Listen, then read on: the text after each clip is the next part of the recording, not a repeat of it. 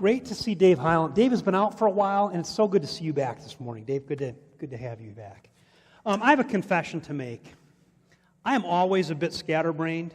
I am extra scatterbrained this morning, and just have had an unusual week. I spent Tuesday in Columbus. The effort that our church has had in trying to provide some relief for people who are being taken advantage of by the payday loan industry took a step forward. So I was in Columbus on Tuesday for meetings with that. And then on the way back, learned that one of our parents took a bad fall. So I spent much of the rest of the week at the hospital with our parents and with my in-laws. So I want to appreciate all the people who kind of picked up the slack for me. So Kim and Ursula were great. Praise band reminded me of some things I'd forgotten this morning. One of the nicest parts of the week was at midweek. I was trying to think, okay, how am I going to get ready for Sunday morning? And Stuart and Julie contacted me, and I was planning on doing an interview with Larry Stratton. Larry is one of our missionaries in Burma. And we were going to do an interview, and Stuart and Julie called and said, why don't we do that for you? So I want to thank them. They're going to be up here in just a moment. But in being scatterbrained, I forgot a couple of things that I was supposed to do at the very beginning. One was to make sure that I extend a warm welcome to all of our visitors. I see some people who are visiting either for a first time or maybe a second time. Great to have you here. And we have one particular visitor who's a first-time visitor, and that's Vivian Rose. Leah and Michael Shorts have their beautiful baby little girl back there on this side, and it's good to have her here. And 3 weeks old? 2 weeks old. That's pretty good. She's getting off to a good start. She missed one Sunday, but here on her second Sunday, so that's pretty good.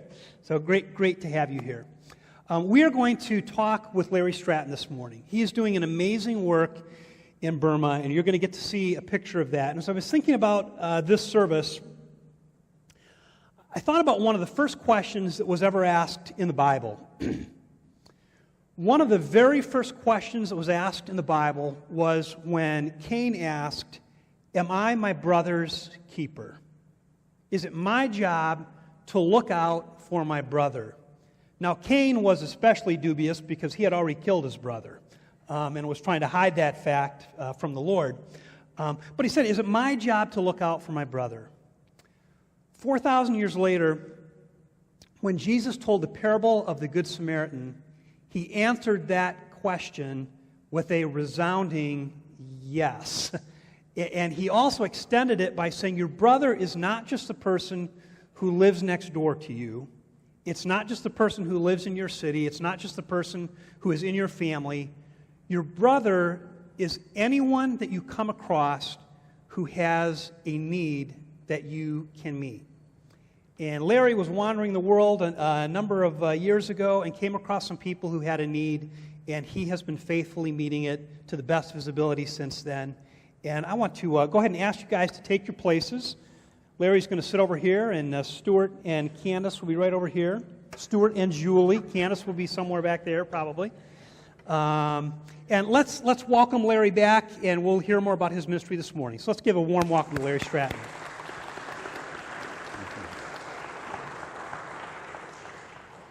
All right. Well, thanks for that introduction, Carl. Larry, why don't you start us off by kind of introducing yourself and giving us an introduction to what you do? Okay. First of all, good morning to everyone, and I want to thank Pastor Ruby and Stuart and Julie for giving me this opportunity to share my mission with all of you. It's something I take a lot of pride in, and I love talking about it. Getting started is always rough.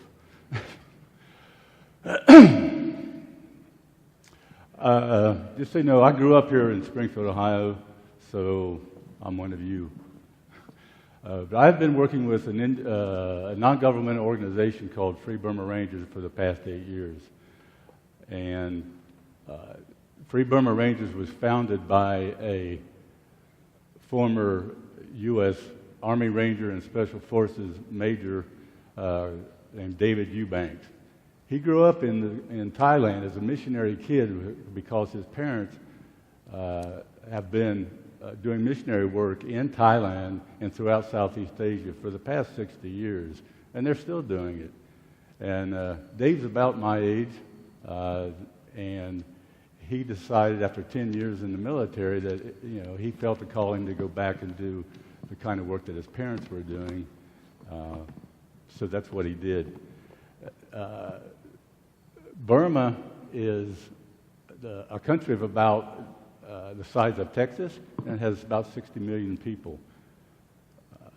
60% of that 60 million are Burmans. The other 40% they're divided up into 132 different ethnic groups. Burma is also maintains the longest ongoing civil war in the world. It's 69 years they've been fighting, basically since they got independence in 1948 from the British. So Dave, as a Special Forces Ranger, Dave decided to go back and train the different ethnic groups who were under attack by the Burma dictatorship, and trained relief teams like he did in Special Forces teams. So he trained these different relief teams to go in to conflict areas in Burma and give help, hope, and love, and to document what is going on there because of the isolation that Burma has put itself under over all these years. Do you have a slideshow you'd like to go? Oh, okay. Don't start yet. Do it. I'm not sure my mic's on. One of the ethnic groups in Burma are the Rohingya, who are located in Rakhine State. The Rohingya are Muslim, and there's about 1 million Muslims, Rohingya people in Burma, and say 90% of them live up in that state. Some of them are scattered out in other parts of Burma, but 90% of them live in Rakhine State. Well, they also, the Rohingya have been living there since the 1200s, 1300s, but the Burma government has never recognized them as citizens, and so they are basically a stateless people. They have no rights. They're not allowed to go to school. They're not allowed. Health care is limited. How they move around the country is limited. So it's a really sad situation for all of them. But in August 25th of this year, the Burma military initiated a systematic assault on all the Muslim villages up in Rakhine State.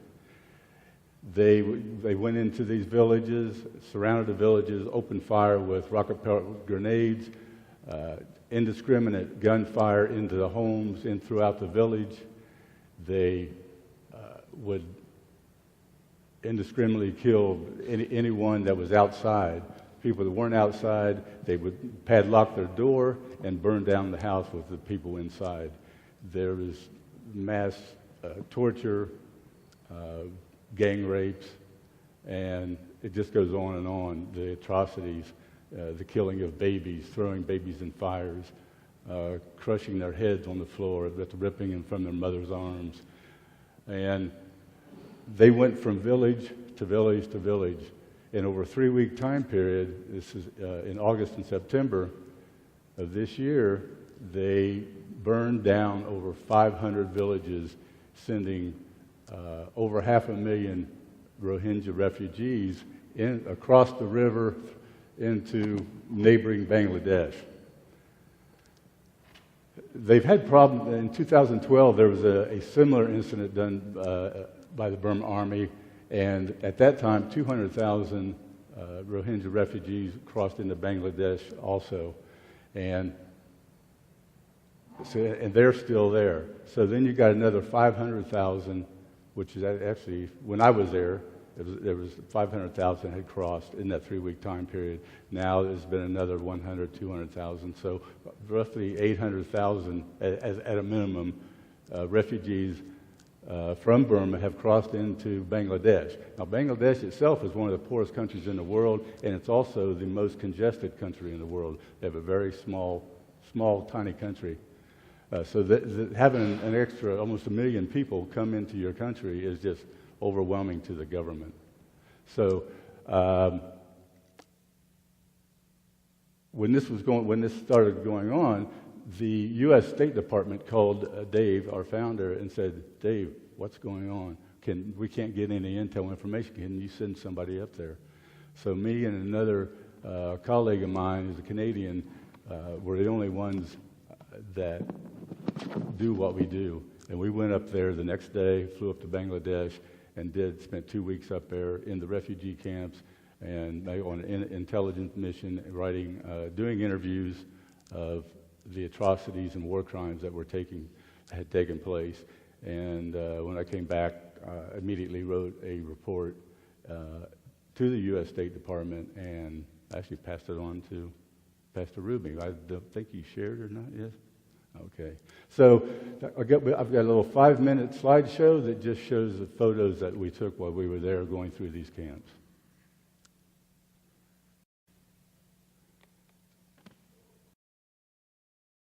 That's what they're living on. One family lives. These are the newly arrived refugees who haven't had a chance to settle into the camps yet.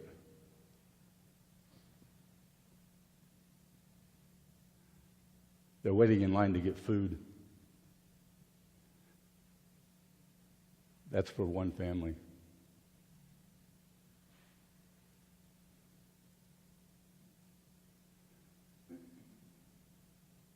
Put your own family and live in that and remember, it's 100 degrees out or more, and it's also the monsoon season.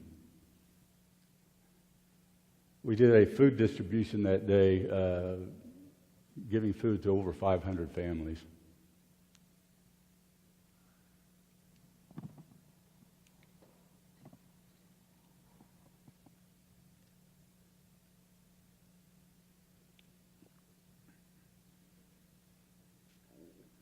That's the living conditions.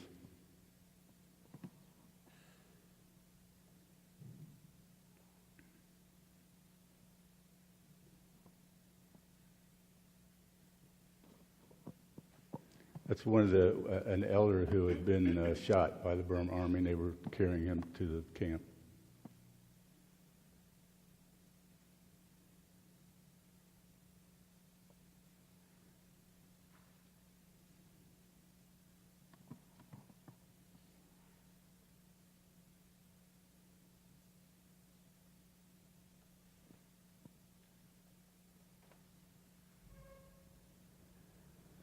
Larry, how quickly would this camp have been assembled? Like all these 800,000 people? It's a matter of weeks. 2 weeks.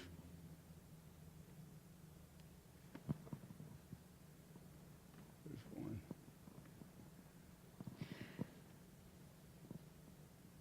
Larry, as we're going through these... Oh, yeah, sure. This is a picture. We were given little bracelets to all the kids, and it's the only time I saw children smile when we were passing out these little Good Life Club bracelets. I'm sorry. Go ahead, Julie. As we're viewing these videos, I just wanted to... Did you want to say something else? Yeah, I had. Okay. He knew to stop this. This is an over aerial view of one of the camps. In the 8 years I've been with FBR and the war crimes and atrocities I've investigated and documented, they're as horrific as anything you can ever imagine that anybody could do to another person.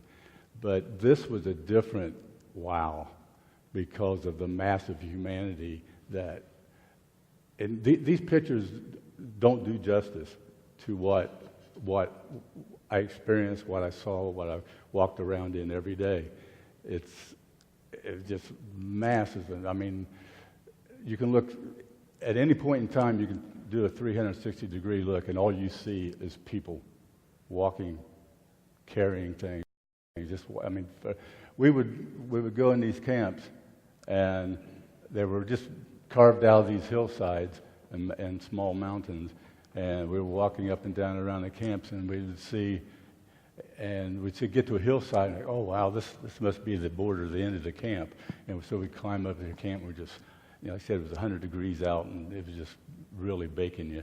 And we get to the top of this hill, and all of a sudden, it goes on and on and on. It's just, there's not enough adjectives in the English language to explain it. You shared with us a little bit of history about Burma. I just have 2 questions for you. I had the opportunity to interview Larry with my social work students this past week, and he was pretty phenomenal. And one thing that you mentioned in class is the history of Burma that's very important that I don't think a lot of Americans know. And you discussed the Civil War that was going on there, and you made an excellent point about how long that's been going on. The class asked me, why is this going on? Why is the Burma government, why are they killing their own people? Because a lot of those ethnic groups lived there long before the Burmans came. But it's a historical, it's for many reasons, but historically the Burmans were a feudal people when they came into Burma, and they ran their own fiefdoms, and everyone beside the Burmans were just slaves. And so historically that's how it started. And then the British came in and took over for about 150 years, and as they typically operate around the world, would take some minority people and put them in positions of power. So that continued the aggravation of the conflict between the Burmans and the ethnic groups. You also described that this is the longest civil war in the history of the world. Yes. Is that correct? Currently. Currently, which is 69 years. Something that I had not known before, 69 years. I just want to share, you talked a little bit about the founder, Dave, and why he started this mission and his experience in Southeast Asia. Larry has a really great video that he sent for my class to watch, and maybe Carl can send that out to the congregation if anybody's curious about that. But Dave mentioned a verse in terms of why he does this work, and it's Ephesians 2:8-9. And it says, "For it is by grace you have been saved through faith, and this is not for yourselves.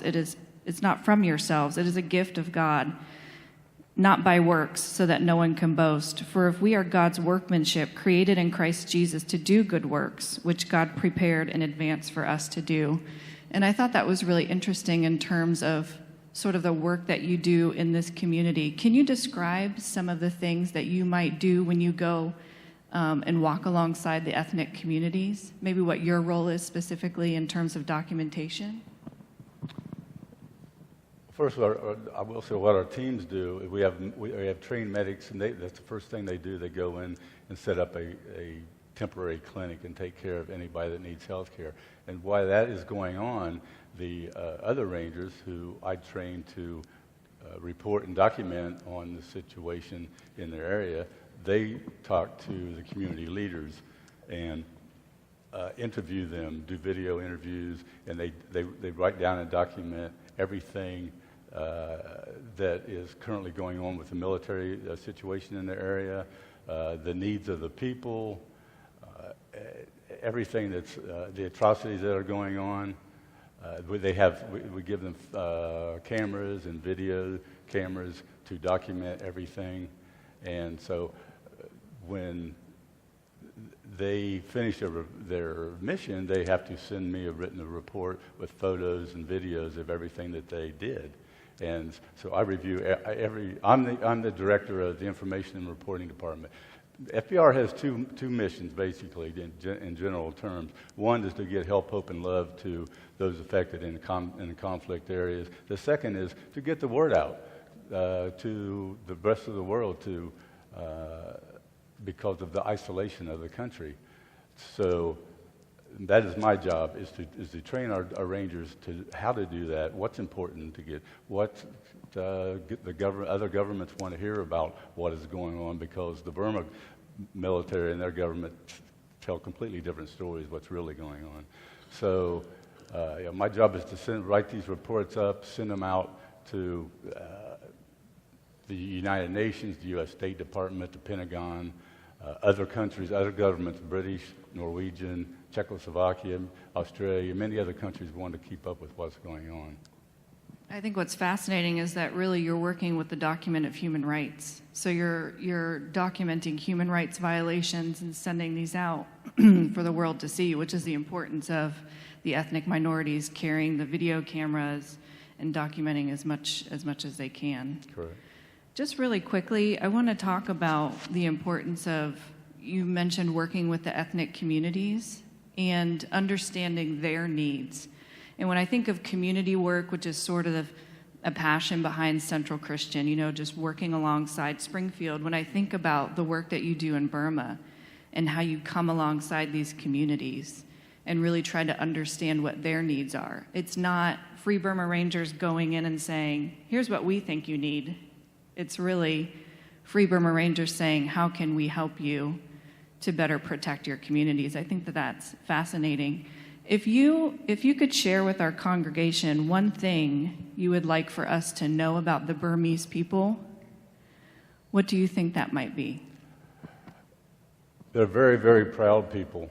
All the different ethnic groups. They're very proud people. They are very loving. The sweetest people I've ever been around. I've been all over the world, and I did work in the Peace Corps in the South Pacific before this, and it's so much fun to be around them.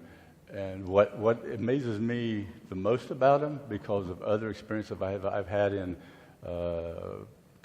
developing countries that need help, is that many of the countries, they think they're poor, and America and other countries have all this money, and they just want handouts. They just want give me, and they don't appreciate it. And because they don't appreciate it, once the people who supplied them with what they were requesting, like some kind of development project, well, it usually deteriorates and falls away because it doesn't mean anything because they didn't do it. The ethnic Burmese are not like that. They're so proud. They are very, very smart people as well, although they don't have the opportunity of education like we do. They're very smart, and they don't want handouts. They're not looking to us or any other organizations that give us stuff. You just give us the opportunity to take care of ourselves, and we'll do it. Educate us on how we can do that. Help us stop the military from, burning down our villages and running for our lives all the time. Just give us the opportunity, and we'll take care of ourselves. And that's why our ethnic rangers, we have over 70 or 80 ethnic teams that we've trained, and they operate in their own areas and their own ethnic groups year round. And that they take pride in being a ranger because they love helping their people. They give of themselves. They're just amazing, sweet, loving people that just want to live a life like you do. Larry, as I've gotten to know you some, and we've hung out a little bit, I've learned more about the different jobs and things you've been involved in throughout your lifetime.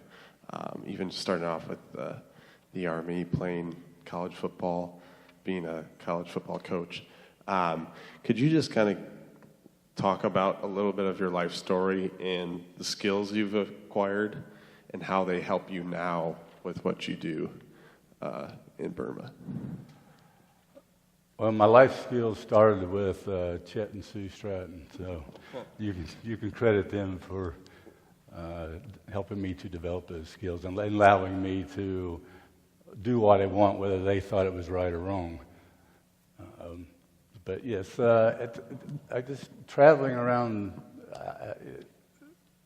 I went from place to place from the time I graduated high school and the Army, and coming back into Bowling Green and going to school, and then moving to Florida and South Carolina, and traveling around the world by myself for a year. It's just meeting people and understanding everybody is different. Everybody has their own way of doing things. Every country has their own culture. And I always threw myself, whatever country it is, at any point in time, threw myself in the country. I never went into the country saying, hey, I'm an American, I'm going to do this. I embraced the culture that I was in, and that helped me. That's probably the biggest help that when I came to Burma. And I lived in the jungle several months out of the year, living in these villages, living on in the jungle floor in bamboo huts, and all the time, eating all the local food, being involved in their local ceremonies. So it's a wonderful, rewarding feeling. Larry, as we get ready to close things up, why don't you tell us when you get back? I believe you're flying back December 3rd to Southeast Asia. Yeah. Is that right? When you get back on the ground, what are you going to be doing when you get back? I'll have about 24 hours to unpack and repack my travel bag, and I'm going back to Bangladesh. And we are, while I'm home, me and a couple of our colleagues back in Chiang Mai are putting together a training mission. So we want to develop relief teams of the Rohingya people, so we're going to go into Bangladesh, do a short month-long relief team training and of teams, and so that those teams can go back into Burma, cross back over the river, go back into Burma, and help the Rohingya that are still there. All right. Yeah, go ahead. Larry, I just wanted to thank you for the work that you do. The more I heard you, I was able to have Larry for an hour and a half with my students, so we heard quite a bit. But the more I hear, the more I know that your life is in such danger every day.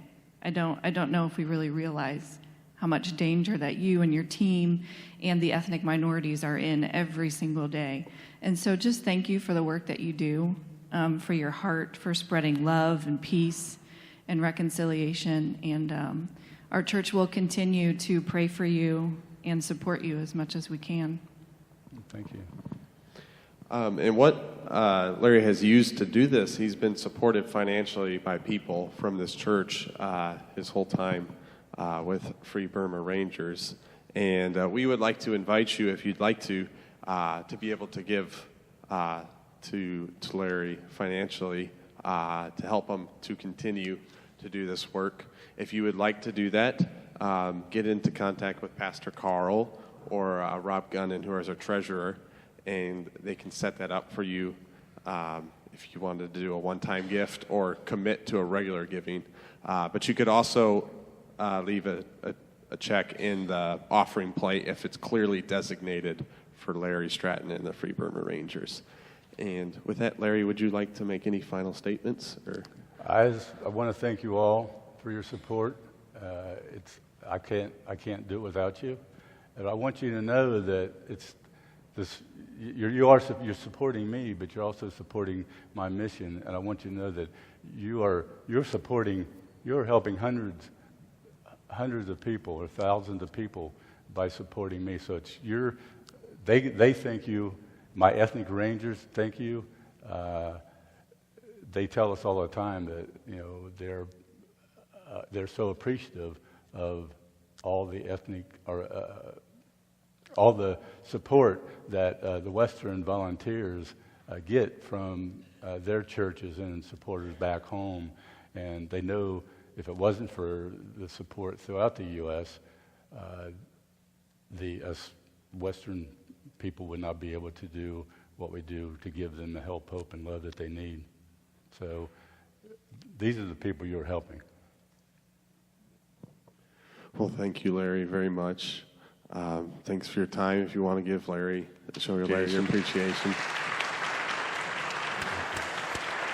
And I'm going to ask Larry to stay up here for a minute. Thank you so much for guiding us into that. Was really helpful. We have a couple of other questions as our praise band gets ready to close the song. When you are not in Myanmar or Burma, where are you? In Chiang Mai, Thailand is where our office is based. So you have legal access to go into Burma anytime you want. Is that right? No, that's not right. So what would happen if the Burmese military caught you in Burma where you're doing the work that you're doing? If we weren't shot, we'd at least be captured and tortured and thrown in a prison. So there's actually, if you go to the Free Burma Rangers website, there's actually a section where there is a memorial to different people who were working with Larry who have lost their lives doing this work. So I want to make sure you understand, this is very, I've never come across a missions group doing the type of work that Free Burma Rangers are doing. And Larry goes right to the places in Burma where the attacks are underway, getting firsthand accounts of what's doing. And as Julie and Stuart did a good job bringing out, it's dangerous work. And I think of the passage where it talks about the type of love where a person is willing to put their life at risk for a friend. And Larry is certainly doing that. I want to talk to you a little bit more about Larry's visit here. One thing that's going to be happening on November 28th is Larry and I are going to have breakfast with Congressman Warren Davidson, so that our congressman has a chance to hear a firsthand account of what Larry is seeing in Burma. And right now in the Senate, I guess Marco Rubio is a senator who has been very supportive of what's happening there, and we want to make sure that that's happening in the House. So we thought this is a good opportunity while Larry is here to make sure that that happens.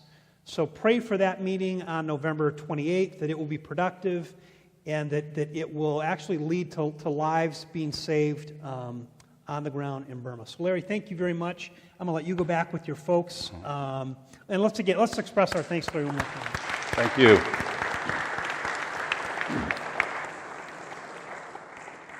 I want to tell you a little bit about Larry's history with our church. And what didn't come out in the interview is that Larry's work is supported almost 100% by gifts from Central Christian Church. And it's not gifts, like when you put money in the offering plate, up until now, that money has not gone toward Larry's work.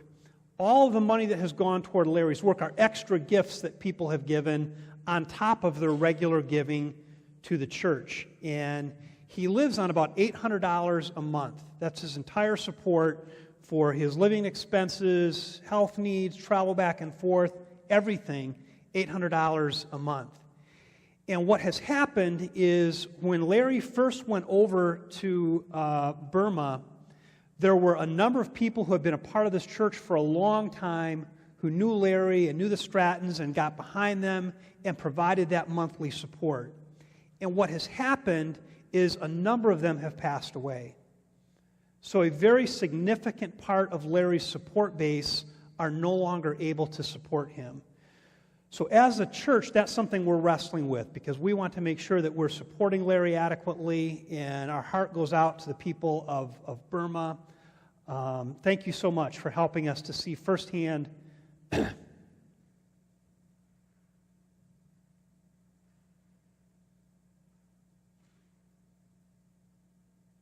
what people are going through. And part of Larry's report that was especially powerful for me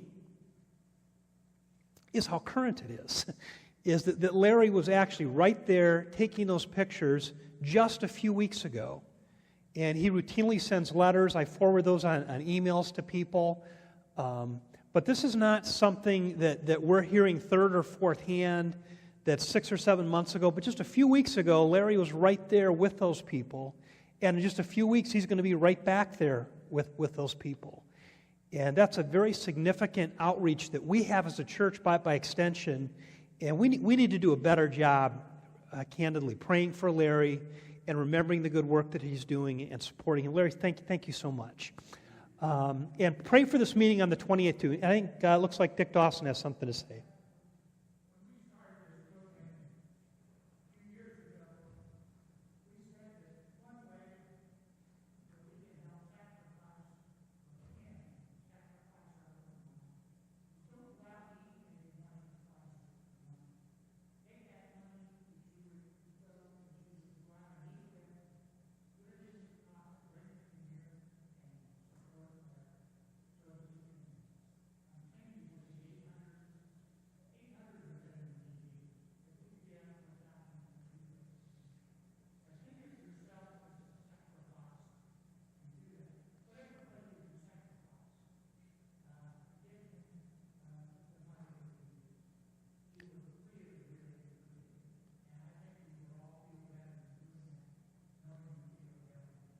So let me follow up specifically. I'm going to ask the praise band to go ahead and come out and get ready to close our service in song. But if you would like to be, if there's someone here who would like to be a monthly supporter of Larry's work, talk to me or talk to Rob Gunnan, and we can talk to you about that.